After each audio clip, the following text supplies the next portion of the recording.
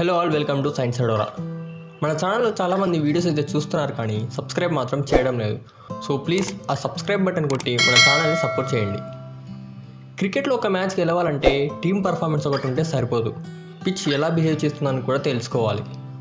ఇవాళ మన ఎపిసోడ్లో క్రికెట్ పిచ్చెస్ అంటే ఏంటి అండ్ అవి ఎలా బిహేవ్ చేస్తాయని చూడబోతున్నాం. ముందుగా క్రికెట్ పిచ్ అనేది 4 కాంపోనెంట్స్ యూస్ చేసి తయారు చేస్తారు: clay content, sand content, fine sand content and slit content. Clay content అంటే బంకమన్ను, ఇది మోస్ట్లీ 55% కన్నా తక్కువగా యూస్ చేస్తారు. శాండ్ కంటెంట్ అంటే మామూలు మట్టి, ఇది పిచ్లో 5% కన్నా తక్కువ ఉండేలా చూస్తారు. ఫైన్ శాండ్ అంటే కన్స్ట్రక్షన్లో వాడే మట్టి, ఇది 20% కన్నా తక్కువ ఉండేలా చూస్తారు. And finally slit sand content అంటే శాండ్ అండ్ చిన్న చిన్న రాళ్ళు కలిగిన మిశ్రమం, ఇది 20% కన్నా తక్కువ ఉంటుంది. సాయిల్ కంటెంట్ ప్రకారం మొత్తం 2 టైప్స్ ఆఫ్ పిచ్చెస్ ఉంటాయి. అందులో ఒకటి బ్లాక్ సాయిల్ పిచ్, ఇందులో క్లే కంటెంట్ ఎక్కువ ఉండి శాండ్ కంటెంట్ తక్కువగా ఉంటుంది. సో క్లే అనేది వాటర్ని బాగా అబ్జర్వ్ చేసుకుంటుంది కాబట్టి మాయిశ్చర్ ఉంటుంది, అలాగే దాని సర్ఫేస్ పైన చాలా హార్డ్గా ఉంటుంది.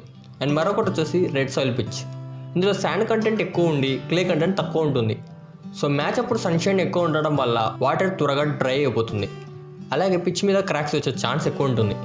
So most of the pitches అన్నీ ఈ రెండింటి కలయికలతో ఉండేలా చూస్తారు.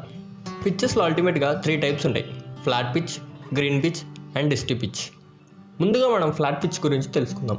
దీనికి తార్ రోడ్కి పెద్ద తేడా ఏమి ఉండదు. దీన్ని డెడ్ పిచ్ అని కూడా పిలుస్తారు, ఎందుకంటే దీంట్లో ఎటువంటి జీవం ఉండదు.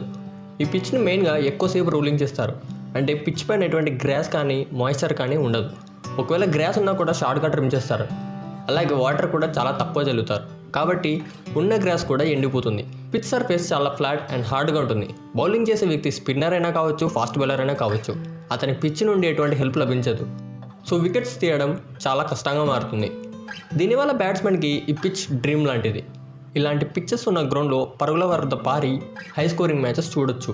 ఇటువంటి పిచ్చెస్ మోస్ట్లీ మన సబ్ కాంటినెంట్లో చూడొచ్చు, ఎందుకంటే మనం ఈక్వేటర్ రీజన్లో దగ్గరలో ఉంటాం కాబట్టి సన్షైన్ బాగా ఉంటుంది, కాబట్టి ఉన్న మాయిశ్చర్ త్వరగా డ్రై అయిపోతుంది.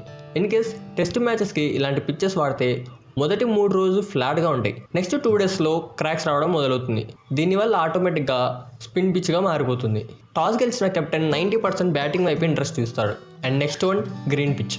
పేరులోనే ఉంది గ్రీన్ అని, అంటే పిచ్ పైన గ్రాస్ ఉంటుంది, అంటే పిచ్లో జీవం ఉన్నట్టు.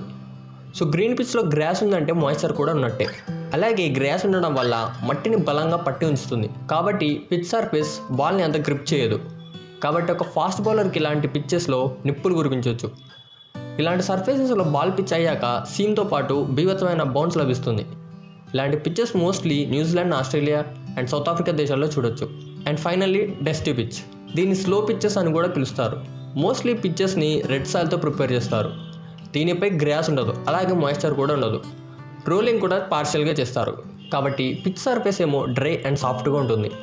స్పిన్నర్స్కి అలాగే ఎక్కువ వేరియేషన్స్ ఉన్న మీడియం పేస్ బౌలర్స్కి ఇది స్వర్గం లాంటిది, ఎందుకంటే బాల్ పిచ్ అయ్యాక బాల్కి సర్ఫేస్కి మధ్య గ్రిప్ ఉంటుంది, కాబట్టి బాల్ యొక్క స్పీడ్ తగ్గుతుంది. ఈ పిచ్ పైన స్వింగ్ బౌలర్ బౌలింగ్ చేయడం చాలా బ్యాడ్ ఐడియా, ఎందుకంటే అతను 150 km/h స్పీడ్తో వేస్తే అది బ్యాట్స్మెన్ రీచ్ అయ్యే వరకు 135కి పడిపోయే ఛాన్స్ ఉంటుంది. సో బ్యాట్స్మెన్కి కాస్త టైమింగ్ వస్తుంది. సో ఇటువంటి పిచ్చెస్ని మోస్ట్లీ మన సబ్ కాంటినెంట్లో చూస్తుంటాం. సో బ్యాట్స్మెన్ ఇటువంటి పిచ్చెస్ పైన హై స్కోరింగ్ చేయాలంటే ఖచ్చితంగా ఎక్కువ బాల్స్ ఆడి సెటిల్ అవ్వడానికి ట్రై చేయాలి. అలా చేస్తే బాల్ అండ్ పిచ్ బిహేవియర్ ఎలా ఉందో ఒక ఐడియాకి వస్తాడు. సో పిచ్ అనాలిసిస్ అనేది చాలా ఇంపార్టెంట్. సో ఇదే గైస్ ఇవాల్టి వీడియో. ఈ వీడియో మీకు నచ్చినట్లయితే లైక్ చేయండి, షేర్ చేయండి, కామెంట్ చేయండి అండ్ తప్పకుండా మన ఛానల్ని సబ్స్క్రైబ్ చేయండి.